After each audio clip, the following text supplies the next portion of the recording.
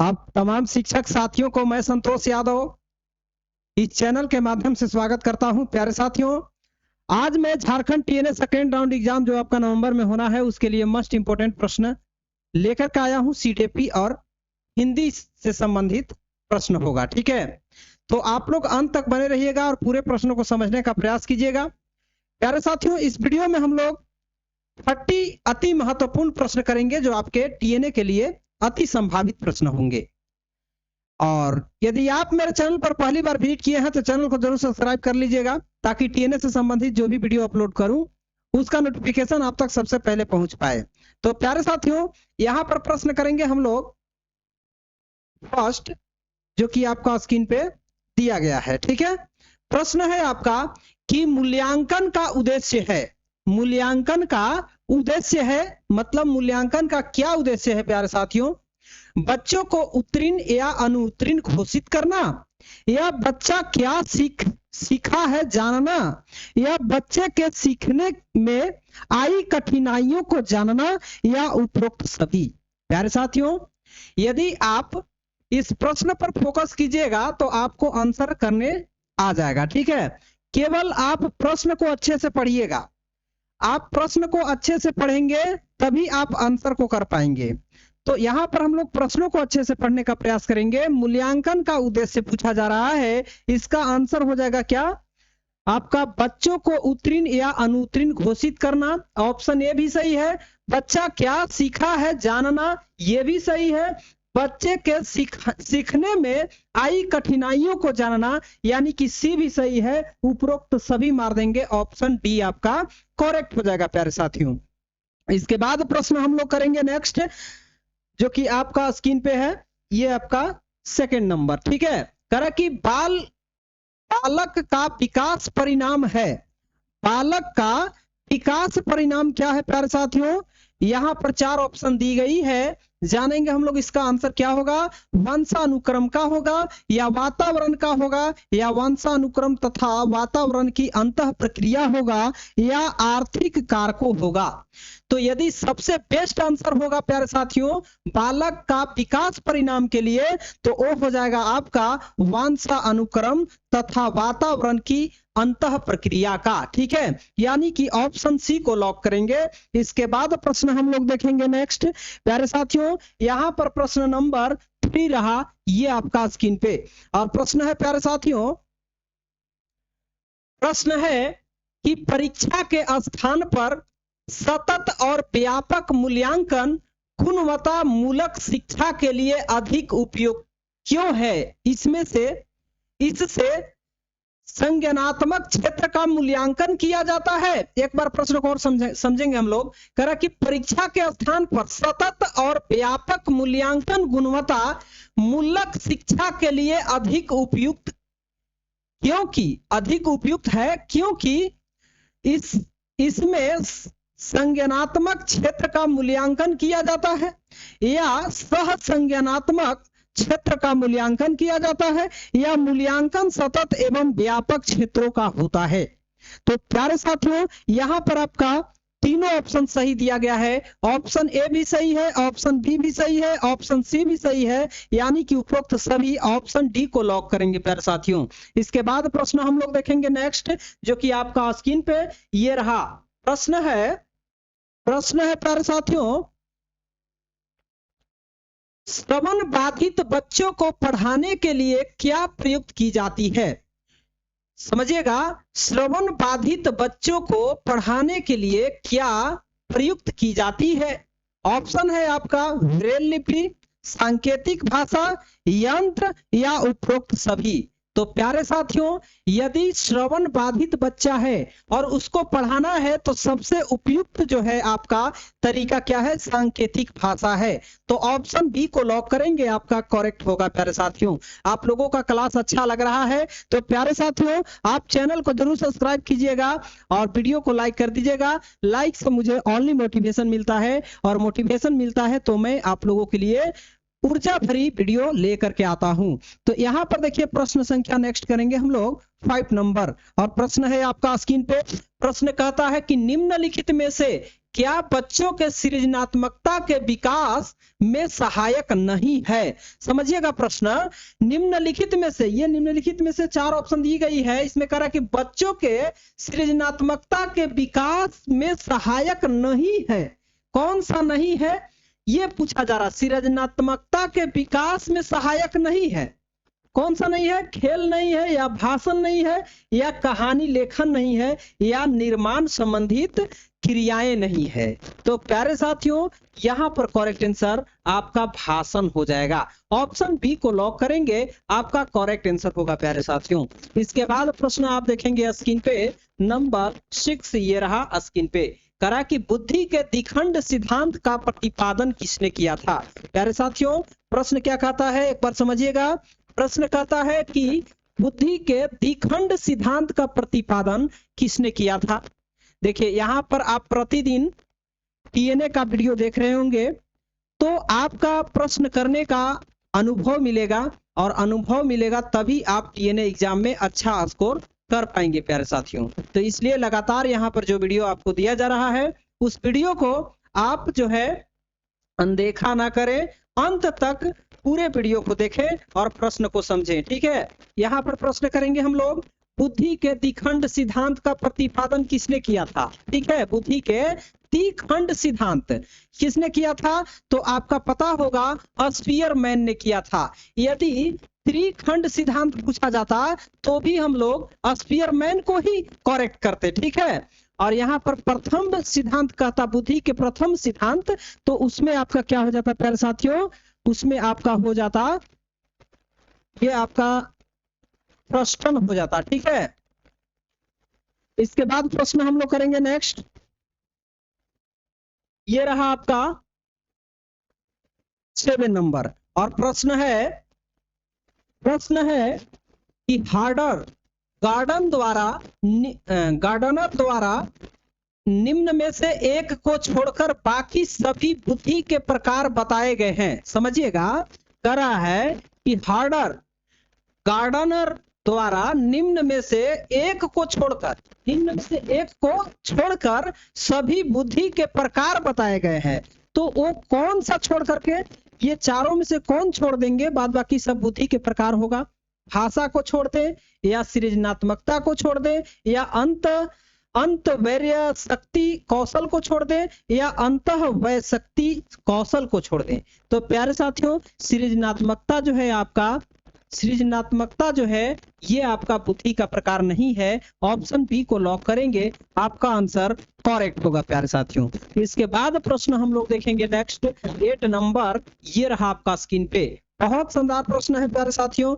ये प्रश्न जो है आपका कई बार जेटेट, सीटेट और शिक्षक भर्ती परीक्षा में पूछे गए प्रश्न है। ठीक है, तो यहाँ पर जो झारखंड टीएनए एग्जाम होना है, बाई सिलेबस हम यहाँ पर एमसीक्यू करा रहे हैं, तो आपका जो है सिलेबस के अकॉर्डिंग ये प्रश्न है, तो आपके एग्जाम में अति संभावित प्रश्न है आपके एग्जाम के लिए। तो हो सकता है इस बार आपका टीएनए एग्जाम में पूछे जा सकते हैं। तो यहाँ पर प्रश्न करेंगे हम लोग, बिग व हंट के अनुसार, देखिए यहाँ पर रिक्त स्थान दिया गया है कि विशेषता को सर्वोत्तम रूप से व्यक्त करने वाला एक शब्द है परिवर्तन। परिवर्तन शारीरिक, सामाजिक और मनोवैज्ञानिक होता है।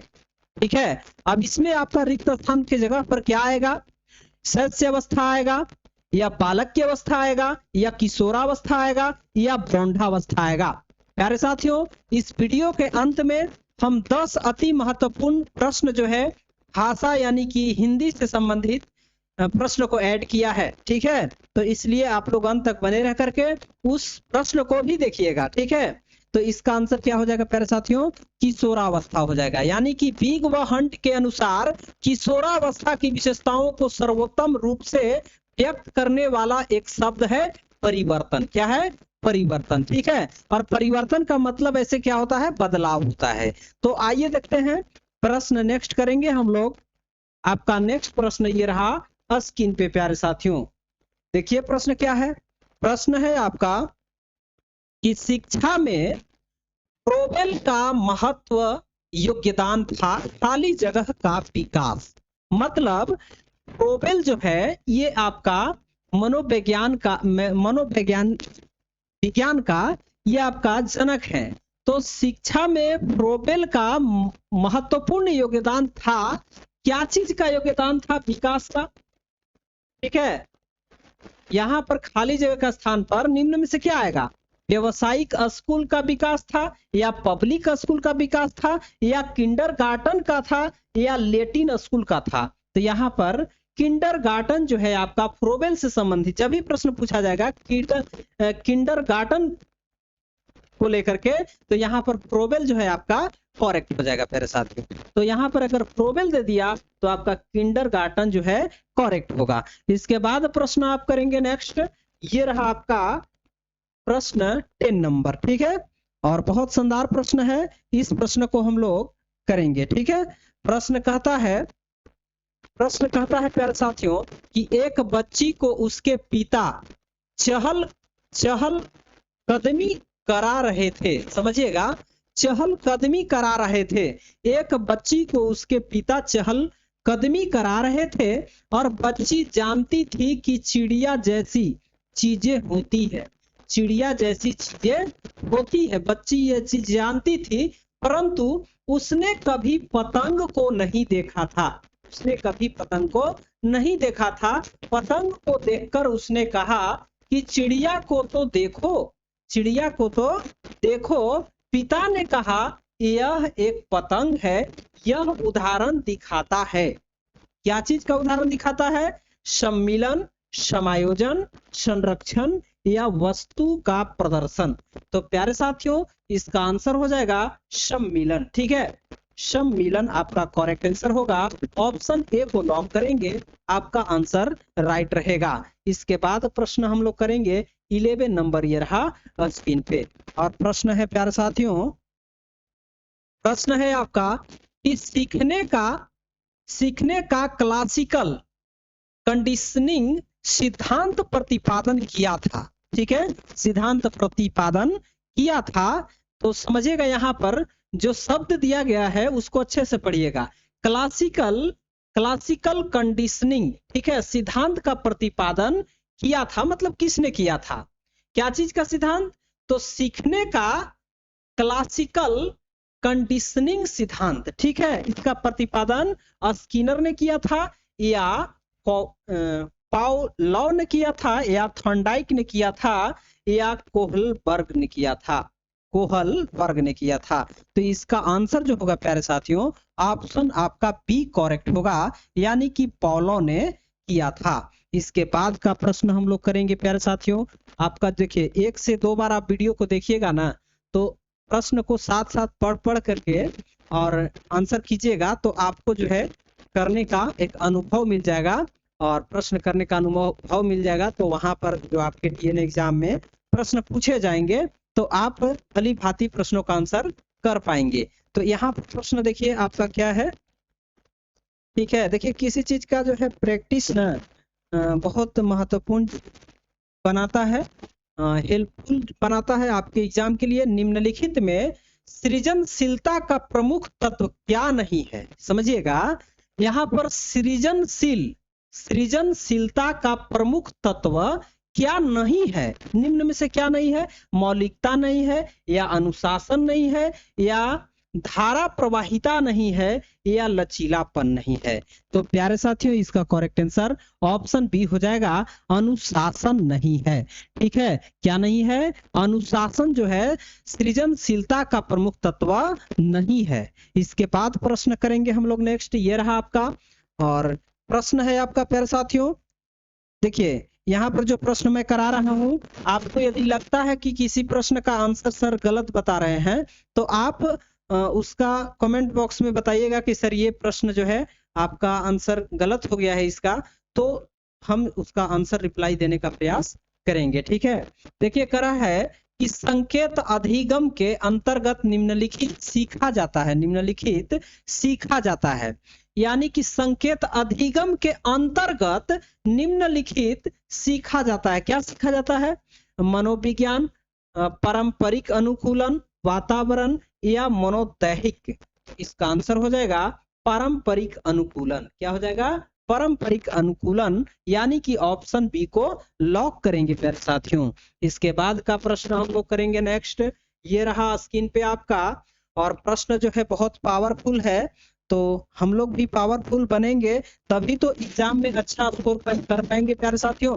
तो प्रश्न है कि सीखने के प्रयास और मूल सिद्धांत के प्रतिपादन किया है। समझिएगा, सीखने के प्रयास और मूल सिद्धांत, सीखने के प्रयास और मूल सिद्धांत के प्रतिपादन किया है। किसने किया है? कोहलर ने, थॉर्नडाइक ने, या पॉलो ने, या स्किनर ने? तो प्यारे साथियों थॉर्नडाइक जो है आपका करेक्ट होगा, यानी कि ऑप्शन बी को लॉक करेंगे। इसके बाद का प्रश्न हम लोग देखेंगे नेक्स्ट, ये रहा स्क्रीन पे आपका 15 नंबर मोस्ट इंपोर्टेंट प्रश्न है प्यारे साथियों। और प्रश्न है आपका कि एक कक्षा में व्यक्तित्व भिन्नताओं के क्षेत्र हो सकते हैं।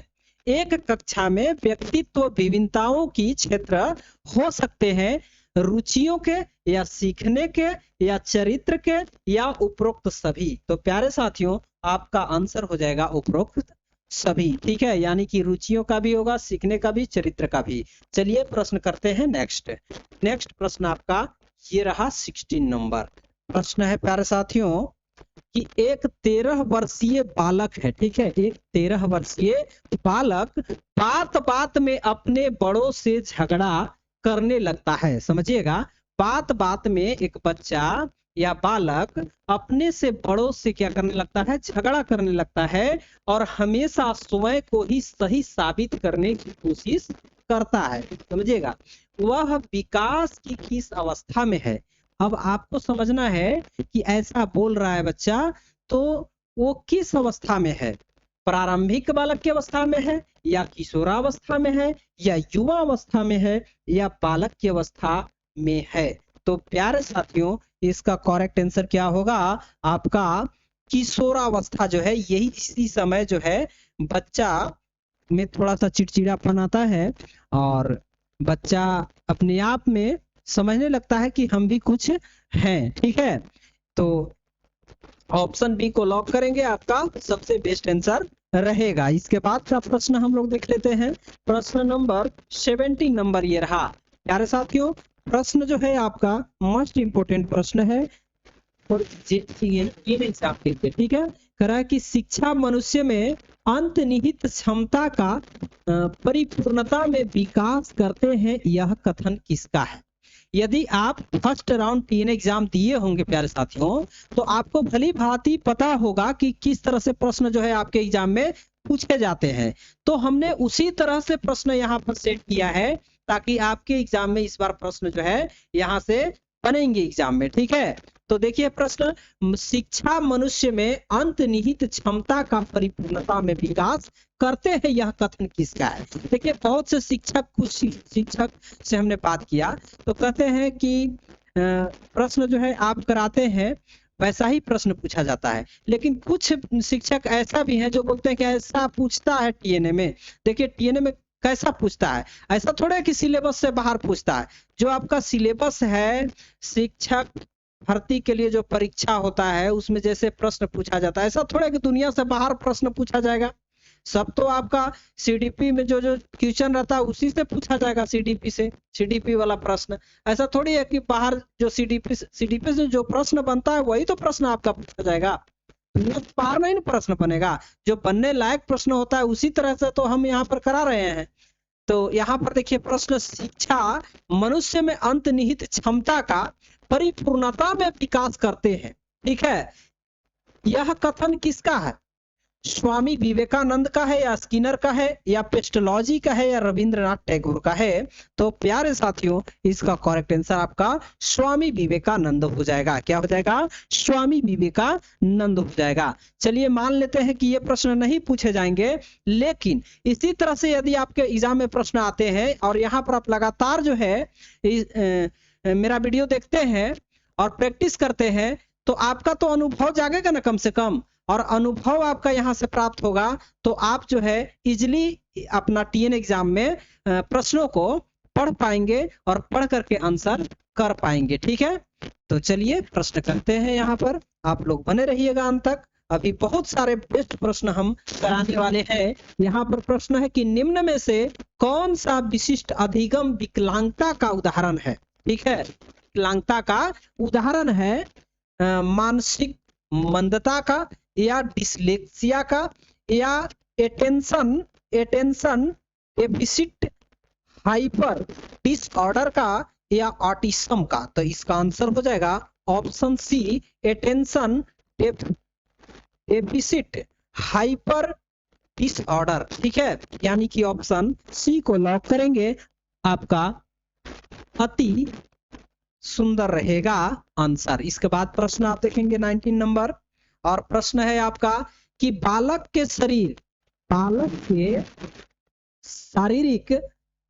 शारीरिक व क्रियात्मक विकास की दिशा होती है, कैसी होती है प्यारे साथियों?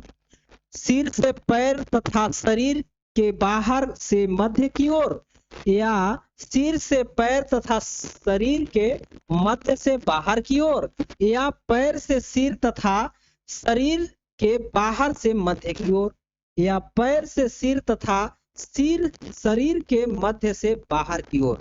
तो इसका आंसर जो होगा प्यारे साथियों ऑप्शन बी हो जाएगा। देखिए प्रश्न पढ़िएगा।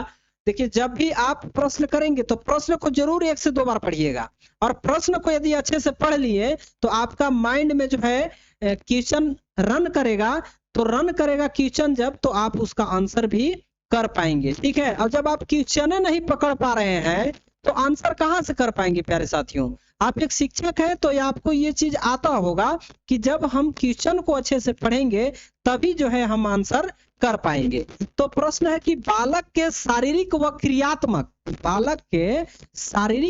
क्रियात्मक विकास की दिशा होती है, कैसी होती है? तो वो आपका सिर से पैर तथा शरीर के मध्य से बाहर की ओर होता है, यानी कि ऑप्शन बी को लॉक करें तो आपका सबसे बेस्ट आंसर होगा प्यारे साथियों। इसके बाद का प्रश्न करेंगे हम लोग नेक्स्ट 20 नंबर, ये रहा स्क्रीन पे, और प्रश्न है बहुत शानदार प्रश्न है आपका प्यारे साथियों कि सीखना व्यवहार में उत्तरोत्तर सामंजस्य की प्रक्रिया है, यह कथन है, इसका कथन है। देखिए सीखना व्यवहार में उत्तरोत्तर सामंजस्य की प्रक्रिया है, तो यह किसने कहा, यह किसका कथन है? क्रो व क्रो का है, या पियाजे का है, या स्किनर का है, या कोहलर का है? तो प्यारे साथियों इसका फाइनली आंसर ऑप्शन सी हो जाएगा आपका। ठीक है, स्किनर। इसके बाद का प्रश्न करेंगे हम लोग। अब यहां से आपका जो है प्रश्न 21 है ना, चलिए इसको भी कर लेते हैं हम लोग। ठीक है, करा कि सामाजिक अधिगम आरंभ होता है, कहां से आरंभ होता है? तो ये आपका संपर्क से आरंभ होता है, ये एडवांस क्वेश्चन था। इसके बाद वधुनिष्ठ हिंदी सामान्य ज्ञान, मतलब हिंदी सामान्य ज्ञान के भी हमने 10 प्रश्न लेकर के आया है, और इसका आंसर हम लोग करेंगे इसी वीडियो में। ठीक है, देखिए प्रश्न क्या कर रहा है। प्रश्न कहता है कि हिंदी वर्णमाला में वर्गों के कितने प्रकार हैं। ठीक है, देखिए जो आपका टीएन एग्जाम होता है उसमें मैथ का भी कुछ क्वेश्चन पूछा जाता है, उसमें हिंदी से भी, भाषा से भी पूछा जाता है, आपका कंप्यूटर इंटरनेट आईसीटी से भी प्रश्न जो है पूछा जाता है। तो यहाँ पर हम लोग प्रश्न को करेंगे, हिंदी वर्णमाला में वर्गों के कितने प्रकार हैं? 4 हैं, या 3 हैं, या 1 है, या 2 हैं? तो हिंदी वर्णमाला में वर्गों के प्रकार जो होता है प्यारे साथियों 2 होता है। ठीक है, इसके बाद का प्रश्न करेंगे आप सेकंड नंबर, ये रहा स्क्रीन पे, और प्रश्न को समझिएगा। प्रश्न करा कि निम्न में से किस शब्द में उपसर्ग नहीं लगा है? ठीक है, उपसर्ग नहीं लगा है, उपसर्ग नहीं लगा, किस में नहीं लगा है? अधिशासी में, या प्रशंसा में, या विनाश में, या प्रत्यानाश में। ठीक है, क्या नहीं लगा है? तो उपसर्ग नहीं लगा है। किस में नहीं लगा है प्यारे साथियों? कौन सा शब्द में? अधिशासी में, या प्रशंसा में, या विनाश में, या प्रत्याश में, प्रत्याशा में। तो यहाँ पर करेक्ट आंसर ऑप्शन सी हो जाएगा, प्रशंसा में उपसर्ग नहीं लगा है। इसके बाद प्रश्न करेंगे हम लोग नेक्स्ट, ये रहा। ठीक है, और प्रश्न है आपका, प्रश्न है कि क्रय शब्द में कौन सा उपसर्ग लगाने से उसका अर्थ विपरीत हो जाएगा। समझिएगा, कह रहा है कि क्रय शब्द में कौन सा उपसर्ग लगाने से उसका अर्थ विपरीत हो जाएगा ना। उपसर्ग लगाने से क्या चीज में लगाने से? क्रय में। ठीक है, अन लगाएंगे या आ लगाएंगे या प्र लगाएंगे या वी लगाएंगे। तो यहाँ पर क्या लगाएंगे प्यारे साथियों? पी लगाएंगे। जब आप क्रय में पी लगा दीजिएगा तो क्या हो जाएगा? विक्रय हो जाएगा। तो ये क्या हो जाएगा? उपसर्ग लगाएंगे तो अर्थ जो है विपरीत हो जाएगा। जैसे क्रय मतलब होता है खरीदना, बी लगा दिए तो विक्रय, विक्रय मैंने बेचना, तो उसका अपोजिट हो जा रहा है। तो यहाँ पर करेक्ट आंसर आपका ऑप्शन क्या हो जाएगा? पी हो जाएगा, यानी कि टी हो जाएगा। चलिए प्रश्न करते हैं 4 नंबर, और ये प्रश्न है आपका कि संस्कृत का विशेषण है, संस्कृत का विशेषण है सांस्कृतिक है या सांस्कृतिक है या सांस्कृतिक है या संस्कृत है या सांस्कृत है। तो यहाँ पर आंसर क्या होगा? ऑप्शन ए हो जाएगा, सांस्कृतिक होगा। ठीक है, सांस्कृतिक नहीं होगा और संस्कृत नहीं होगा और सांस्कृत भी नहीं होगा, यानी कि ऑप्शन ए को लॉक करेंगे। इसके बाद 5 नंबर का प्रश्न आपका स्क्रीन पे प्रश्न है प्यारे साथियों कि निम्नलिखित में से कौन सा शब्द व्यक्तिवाचक संज्ञा है? व्यक्तिवाचक संज्ञा है, कौन सा है? गाय है या पहाड़ है या यमुना है या आम है?